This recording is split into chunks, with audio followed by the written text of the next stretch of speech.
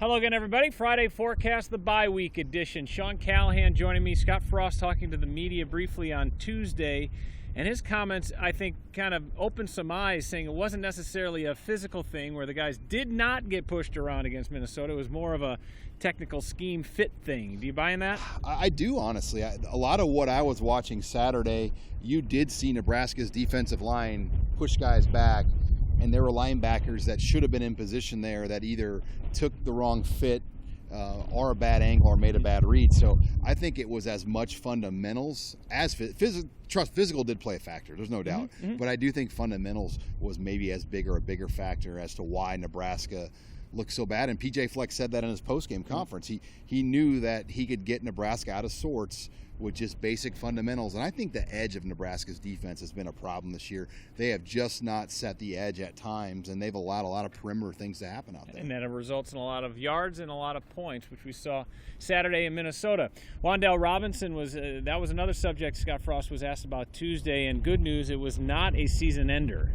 Yeah, so we'll see what that means. He's got 2 weeks here, obviously full to rest between games. I think the big telling point will be when they take the field Tuesday and Wednesday before Indiana.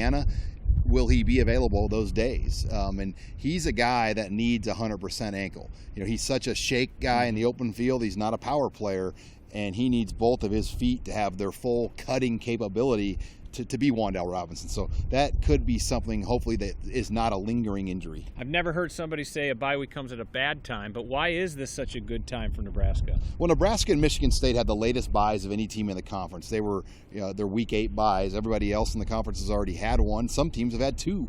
So Nebraska did get somewhat of a bad draw. This is a year where everybody in college football has 2 buys because there are 14 Saturdays between Labor Day and Thanksgiving. Then most years there's 13, so that's why there's 2 this year. If that makes sense. And Nebraska has, all theirs back-loaded, so they had to get through this 7-game stretch early and get things worked out. But I just think from the mental state more than anything, this team's beat up physically, but mentally they're beat down. Going through what they went on Saturday, especially. Scott Frost saying getting back to basics is that what they're going to focus on all week long, correct? Getting back to fundamentals? Yeah, getting back, getting their minds right, because I do think the pressure has gotten to everybody. I think there was a pressure to maybe meet a standard of what this season was thought to be, a potential Big Ten West championship that seemingly feels like it's out the window.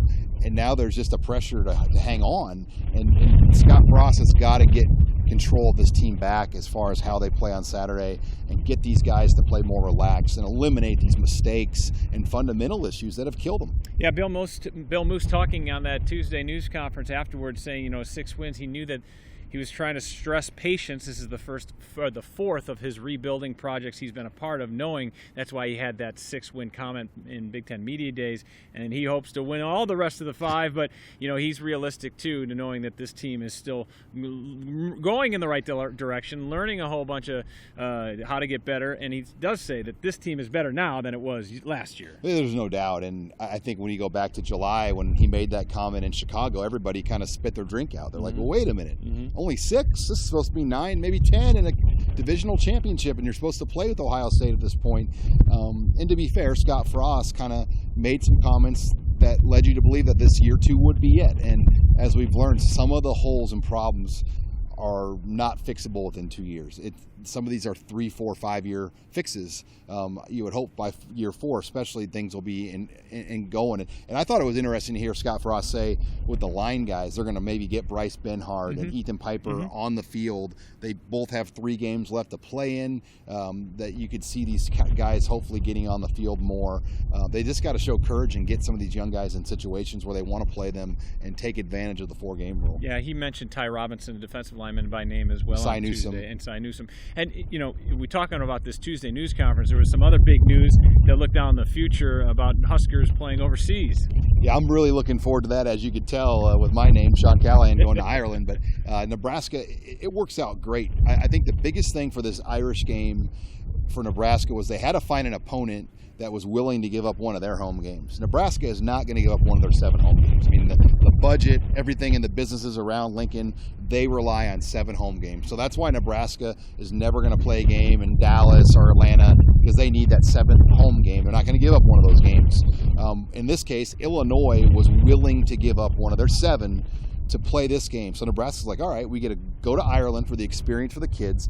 Illinois is giving up a home game, which means that's one less Big Ten road trip. It's going to be a home game for Nebraska probably as far as fans going out there. And you get an extra bye week on what's going to be one of the tougher games or schedules.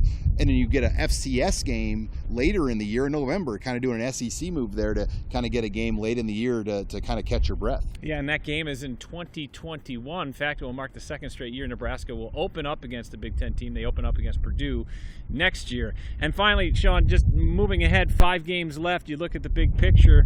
You got to find 2 in there. There's 2 wins in there, isn't there? I think so. I mean, I think between Purdue, Indiana, and Maryland, you can get 2 of those 3. I think that's a realistic expectation right now. And I mean, some people say they should be able to win all 3, but I think you got to start small. And once they get to win number 6, I think once you get into like Iowa and Wisconsin, if that happens and you're at 6 wins, I think the pressure kind of comes off you at that point. Like, okay, we are going to postseason. We are going to get the extra practices. Now let's see if we can, play with Wisconsin and maybe Iowa later in the year here in Memorial Stadium. And as we know, those Badgers, they've only given up 3 first-half points all year. So that's going to be a tough one in November when the Badgers come to town. Yeah, the first of those 5, the Indiana Hoosiers come to town for the first time since the 1970s. That game a week from Saturday. It's at 2:30.